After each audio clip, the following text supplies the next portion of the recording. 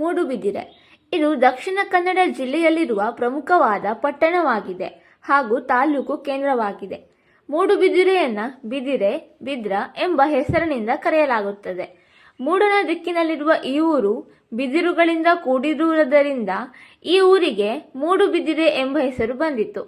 ಪಲ್ಗುಣಿ ನದಿಯ ದಡದಲ್ಲಿರುವ ಈ ಊರು 17ನೇ ಶತಮಾನದ ಅರಸರಾಗಿದ್ದ ಚೌಟ ಅರಸರ ರಾಜಧಾನಿಯಾಗಿತ್ತು.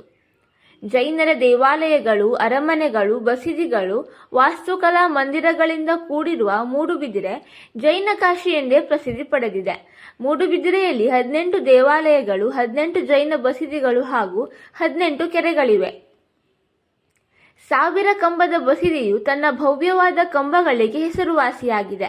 ಇದು ಪುರಾತನ ಪೂಜಾ ಸ್ಥಳದ ವಿಶಿಷ್ಟ ಲಕ್ಷಣಗಳಾಗಿವೆ. ಈ ದೇವಾಲಯವನ್ನ ತ್ರಿಭುವನ ತಿಲಕ ಚೂಡಾಮಣಿ ಬಸದಿ ಎಂದೂ ಕರೆಯುತ್ತಾರೆ. ಇದರರ್ಥ 3 ಲೋಕಗಳ ಕಿರೀಟ ರತ್ನ ಇದೆ ಎಂದರ್ಥ. ಈ ದೇವಾಲಯವನ್ನ 1430ರಲ್ಲಿ ಆಗಿನ ಸ್ಥಳೀಯ ಮುಖ್ಯಸ್ಥ ದೇವರಾಯ ಒಡೆಯರ್ ಅವರು ಮೊದಲ ಬಾರಿಗೆ ವಿನ್ಯಾಸಗೊಳಿಸಿದರೆ, ಪ್ರಸ್ತುತ ವಿನ್ಯಾಸವನ್ನ 1962ರಲ್ಲಿ ಪರಿಚಯಿಸಲಾಯಿತು.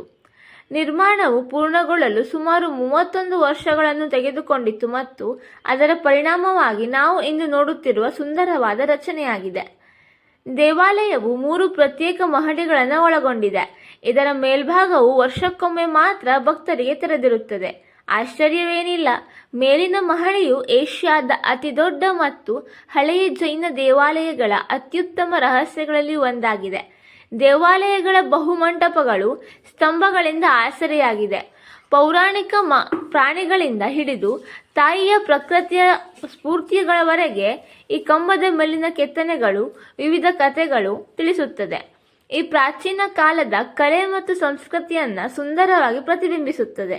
ಇನ್ನು ನಾವು ಮೂಡುಬಿದಿರೆಯಲ್ಲಿ ಇತರ ಜೈನ ದೇವಾಲಯಗಳನ್ನು ನೋಡುವುದಾದರೆ, ಒಂದು ಗುರುಬಸದಿ. ಗುರುಬಸದಿಯನ್ನ ಸಿದ್ಧಾಂತ ಮಂದಿರ ಎಂದು ಕರೆಯುತ್ತಾರೆ. ಇದು ಜೈನರ ಪ್ರಮುಖ ದೇವಾಲಯವಾಗಿದೆ.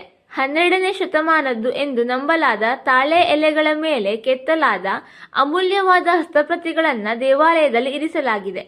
ಅಮ್ಮನವರ ಬಸದಿ. ಅಮ್ಮನವರ ಬಸದಿಯನ್ನ ಹಿರೇ ಬಸದಿ ಎಂದು ಕರೆಯುತ್ತಾರೆ. ಇದು ಶಾಂತಿನಾಥನಿಗೆ ಸಮರ್ಪಿತವಾದ ದೇವಾಲಯವಾಗಿದೆ. ಇನ್ನು ಶೆಟ್ಟರ ಬಸದಿ, ವರ್ಧಮಾನ ಸ್ವಾಮಿದು.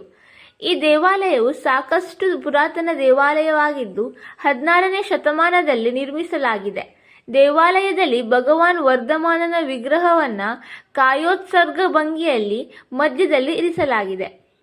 ಇನ್ನು ಮೂಡುಬಿದಿರೆಗೆ ತಲುಪುವುದು ಹೇಗೆ ಅಂತ ನೋಡುವುದಾದರೆ, ಮಂಗಳೂರಿನಿಂದ ಮೂಡುಬಿದಿರೆಗೆ 37 ಕಿಲೋಮೀಟರ್ ದೂರದಲ್ಲಿ ವಿಮಾನ ನಿಲ್ದಾಣವಿದೆ. ಹತ್ತಿರದ ರೈಲು ನಿಲ್ದಾಣವೆಂದರೆ ಮಂಗಳೂರು.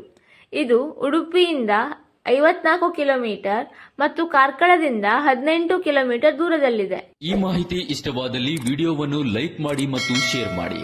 ಇನ್ನೂ ಹೆಚ್ಚಿನ ಮಾಹಿತಿಗಾಗಿ ನಮ್ಮ ಕನ್ನಡ ಟ್ರಾವೆಲ್ ವಾಹಿನಿಯ ಚಂದಾದಾರರಾಗಿ.